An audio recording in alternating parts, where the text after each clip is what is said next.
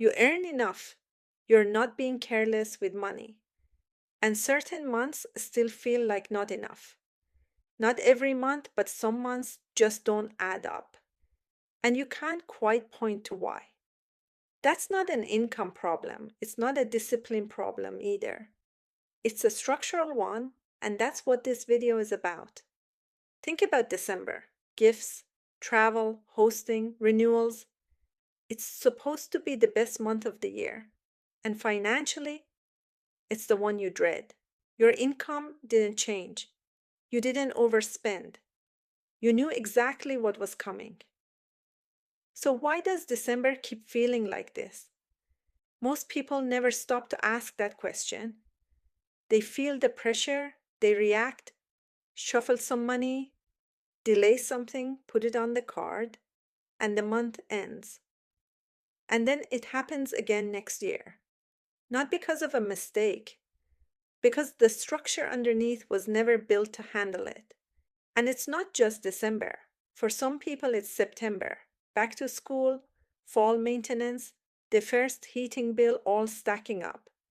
The month changes. The pattern doesn't. Some months just cost more. And it's not random, it's not bad luck, and it's not going to fix itself. There's a structural reason it keeps happening. What you're feeling in those months has a name. It's called timing compression. It happens when annual costs, things that only show up once or twice a year, land inside a monthly budget that was never built to hold them. And it's more common than most people realize. For most households, the costs that cause this, like car maintenance, dental work, insurance renewals, home repairs, seasonal spending, add up to somewhere between $3,000 and $6,000 a year. They don't spread themselves out evenly. They cluster, 2 or 3 of them landing in the same few weeks. And when they do, the month has to absorb all of it at once. The issue was never what you were spending. The spending was reasonable. You knew it was coming. The issue is timing. When everything clusters into the same few weeks, it's just too much at once. The month was too small to carry the year. Here's what this actually looks like. Imagine it's October 1st. You bring home about $5,000 a month after tax. Regular costs like rent, utilities, groceries, subscriptions run about $3,800. That leaves roughly $1,200. Not a lot, but most months it works. Then, in the same month, 2 things happen. Your car needs new brakes, $900, and a dental bill lands, $800. That's $1,700. You had $1,200. Neither of those was a surprise. You knew the car needed attention. You knew the dental appointment was coming. But both of them landing in the same 30 days is more than the month had room for. So what happens next is what always happens. Money gets shuffled. Something gets delayed. The card comes out and November starts already behind. Neither of those bills was the problem. Both of them were predictable. Both had shown up in some form before. But there was nothing built to absorb them when they landed at the same time. The month was expected to handle everything: regular costs, annual costs, and the pressure when 2 of them arrive together.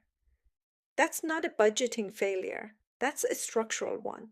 Here's what this actually comes down to: money instability, the kind that capable, responsible people experience, isn't random. It has mechanical causes, and there are only 3 of them. First, you can't see the full year.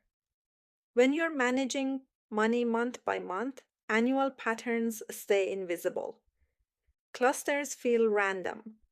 Pressure feels like it came out of nowhere. Tracking every dollar isn't the same as seeing the year. You can do one without the other. Second, monthly and annual money are sitting in the same pool.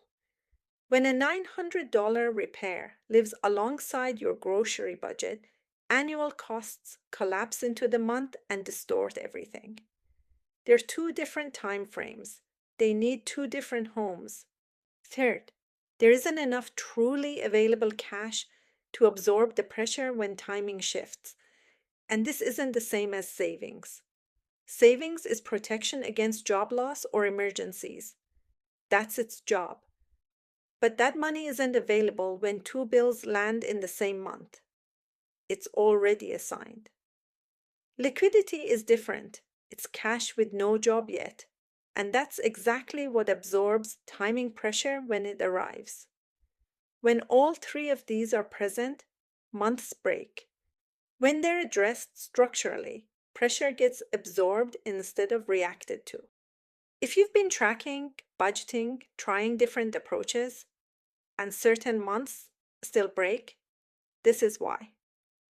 You've been working at the top before the base existed. The base has three parts: visibility, separation, and liquidity. And the order matters. Each one has to exist before the next one means anything. Without that sequence, everything built on top is sitting on unstable ground. Stability isn't built at the top, it's built from the bottom up. In the next video, I'll show you exactly why managing money monthly, when money actually behaves yearly, means the structure was never going to hold. Until that mismatch is fixed, everything else sits on unstable ground. Before you go, I'd love to know which month is the hard one for you. Let me know in the comments.